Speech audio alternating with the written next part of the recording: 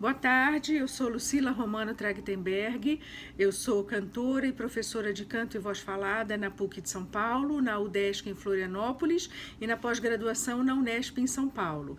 Eu vou falar sobre processos de criação em transcriação vocal. Então a gente vai ver como é que vai funcionar essa questão da transcriação, né, no trabalho do cantor e do criador vocal. Então nós vamos abordar umas formas híbridas de criação em processo que a gente fez com os estudantes da PUC de São Paulo no período da pandemia até o momento. A gente objetiva aqui agora refletir sobre essas experiências de criação de interpretação em voz falada e no canto, junto aos recursos tecnológicos após a pandemia e no período da pandemia, porque eles transbordaram do período da pandemia para o pós-pandemia. E vamos dialogar também com a noção de transcriação em Haroldo de Campos e alguns recursos da crítica de processos da Cecília Salles. Então, durante o período da pandemia até agora, a gente desenvolveu esses processos de criação vocal com textos poéticos e canções com os alunos da PUC em São Paulo. Nas aulas, a gente utilizou o programa de gravação e edição Audacity, e as interações da voz oralizada com esses recursos resultaram em processos de transcriação marcados por eles. Então, a gente vai apresentar eles e discutir eles à luz do neologismo transcriação, que foi conceituado pelo Haroldo de Campos, que traz na palavra a dimensão da criação, né? na dimensão da tradução, a dimensão da criação.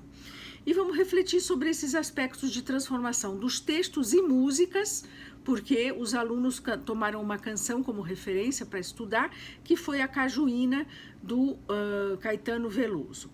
Também vamos falar de alguns recursos da crítica de processos da Cecília Salles, que foram estudados pelos alunos.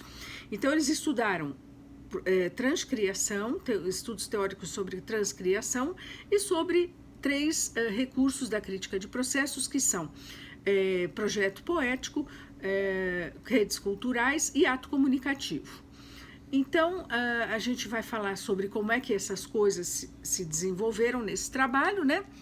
Nessa dinâmica de aula que foi instalada no período das aulas remotas, que tinham frequentes pesquisas na internet, né?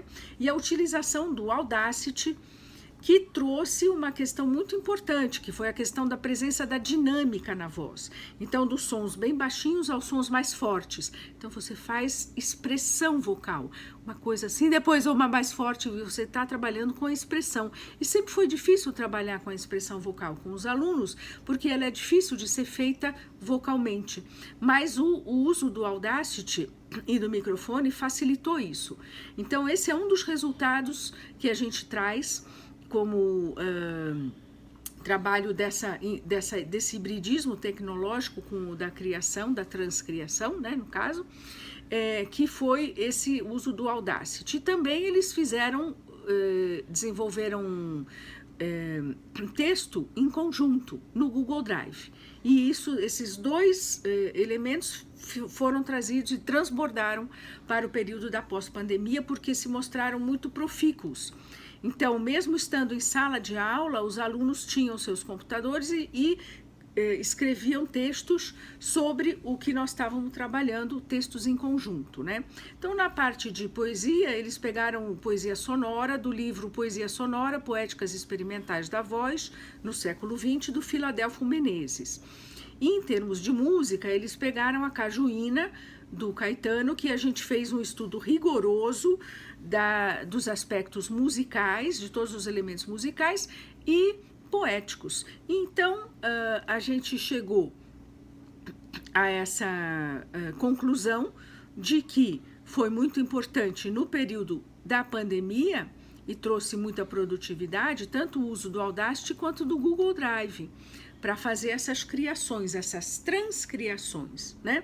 E aí eles estudaram junto a autores como o Boris Schneiderman, Albert Fabre, o filósofo Max Benz, para entender um pouco mais como é que essa transcriação funciona.